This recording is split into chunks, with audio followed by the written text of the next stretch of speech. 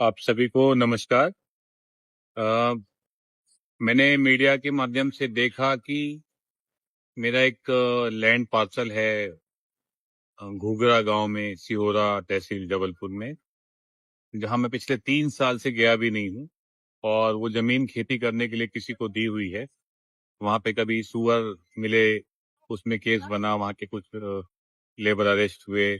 और लेटेस्ट में एक तेंदुए का शव कल सवेरे वहां वन विभाग को मिला और उसमें शिकार हो रहा है, पार्टी हो रही है। तो मैं 2 बातें बता देना चाहता हूँ कि मैं स्ट्रिक्टली वेजिटेरियन फैमिली से हूँ। हम लोगों ने कभी अंडा भी नहीं छुआ है।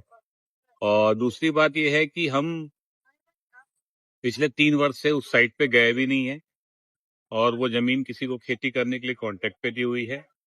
और वहाँ कभी भी कोई ऐसा फार्म हाउस पार्टी या शिकार न तो हुआ है, ना कभी होगा। एक्चुअली मैं कारण भी स्पष्ट करना चाहता हूँ कि ये सब हो क्यों रहा है। ये सब संजय पाठक जी करवा रहे हैं। कटनी में इन्वेस्टर मीट हुई थी, काफी सफल हुई थी। जबलपुर में इतना पोटेंशियल है कि मध्य प्रदेश में होने वाला पूरा आयरन ओर और पूरा स्टील वहां पे बन सकता है। और जबकि एमपी स्टेट पूरा स्टील इंपोर्ट करता है। तो संजय पाठक जी का वहां काम है, तो वो नहीं चाहते कि कोई वहां कंपटीटर आए। तो वो इस तरीके की साजिशें वहां करवाते रहते हैं और हमारा उनका विवाद से लंबे समय से चल रहा है। और वो खुद ही दुनिया भर के घोटालों में फंसे हुए हैं। कहीं सहारा जमीन का घोटाला है, तो कहीं डिंडोरी में आदिवासी जमीन का 1200 घोटाला है, तो कहीं माइंस की रिकवरी है 400-500 करोड़ की, उसमें 2000 करोड़ ब्याज भी लगना बाकी है। तो कहीं कटनी में टीआईटी स्कीम का घोटाला है। उन सब से ध्यान भटकाने के लिए वो ये सब चीज करते रहते हैं और खुद ही वन विभाग की जमीन में पिछले 20 साल से माइनिंग कर रहे हैं। और दूसरों की माइंस को चालू, माइंस या प्लांट को चालू होना नहीं चाहते। और जबलपुर में कोई इन्वेस्टर आए, ऐसा वो होने ही नहीं देना चाहते। और जब तक उनकी चलेगी, इस तरीके की साजिशें वो करते रहेंगे। इस तेंदुए के बारे में बता देना चाहता हूं कि मेरा खुद निवेदन है कि एसटीएफ से, सीबीआई से, सीआईडी से इस बात की जांच कराई जाए कि वो तेंदुए की बॉडी उस जगह पहुंची कैसे। दांत कटा हुआ था और पग मार्क्स उसके होने चाहिए बाहर या अंदर, फार्म हाउस में अंदर होने चाहिए या खेत में अंदर होने चाहिए या बाहर जंगल में होने चाहिए। तो पुलिस टावर लोकेशन निकाल ले तो डेफिनेटली देर उनको कोई ना कोई संजय पाठक के आदमी मिल जाएंगे जो कहीं ना कहीं से उसको मार के तेंदुए को वहां फेंक के गए होंगे।